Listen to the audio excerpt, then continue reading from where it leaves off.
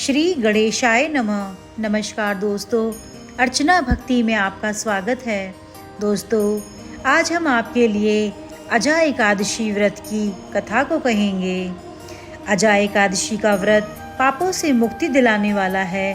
पद्म पुराण में वर्णित अजा एकादशी की कथा के अनुसार इस कथा का पाठ करने से व्यक्ति को अश्वमेघ यज्ञ के समान फल मिलता है। अजा एकादशी का व्रत रखने वालों को इस कथा का पाठ अवश्य ही करना चाहिए, तभी व्रत संपूर्ण फल प्राप्त करने वाला होता है। युधिष्ठिर ने कहा, जनार्दन, अब मैं यह सुनना चाहता हूँ कि भाद्रपद मास के कृष्ण पक्ष में कौन कौन सी एकादशी आती हैं, कृपया बताइए। भगवान श्री कृष्ण बोले, राजन, एकचित होकर सुनो।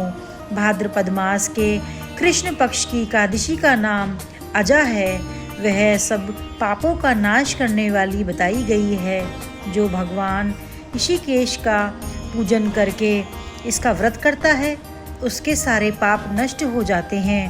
पूर्व काल में हरिश्चंद्र नामक एक विख्यात चक्रवर्ती राजा हो गए हैं, जो समस्त भूमंडल के स्वामी और सत्य प्रतिज्ञ थे। एक समय किसी कर्म का फल भोग प्राप्त होने पर उन्हें राज्य से भ्रष्ट होना पड़ा। राजा ने अपनी पत्नी और पुत्र को बेचा और फिर अपने को भी बेच दिया। पुण्यात्मा होते हुए भी उन्हें चांडाल की दास्ता करनी पड़ी। वे मुदांका कफन लिया करते थे। इतने पर भी नृपश्रेष्ठ हरिश्चंद्र सत्य से विचलित नहीं हुए। इस प्रकार चांडाल की दास्ता करते इनके अनेक वर्ष व्यतीत हो गए। इससे राजा को बड़ी चिंता हुई। वे अत्यंत दुखी होकर सोचने लगे कि क्या करूं और कहाँ जाऊं, कैसे मेरा उद्धार होगा। इस प्रकार चिंता करते करते वे शोक के समुद्र में डूब गए। राजा को आतुर जानकर कोई मुनि है उनके पास आए। वे महर्षि गौतम थे। श्रेष्ठ ब्राह्मण को आया देख गुप्तत्रय ने उनके चरणों में प्रणाम किया और दोनों हाथ जोड़कर गौतम के सामने खड़े होकर अपना सारा दुख का समाचार कह सुनाया।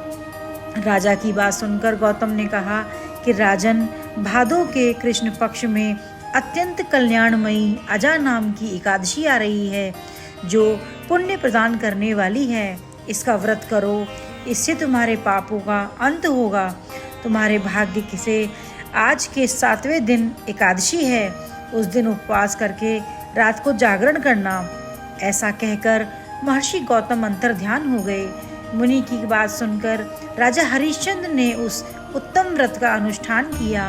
उस व्रत के प्रभाव से राजा सारे दुखों से पार हो गए। उन्हें पत्नी का संततिधान और पुत्र का जीवन मिल गया। आकाश में दुंदुभिया बज उठी।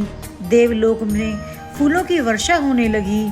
एकादशी के प्रभाव से राजा ने अकंटक राज्य प्राप्त किया और अंत में वे पुरजन तथा परिजनों के साथ स्वर्गलोक को प्राप्त हो गए। राजा युधिष्ठिर, जो मनुष्य ऐसा व्रत करते हैं, ये व्रत सभी पापों से मुक्त हो स्वर्गलोक में जाते हैं। इसके पढ़ने और सुनने से अश्वमेघ यज्ञ का फल मिलता है। जय श्री हरि।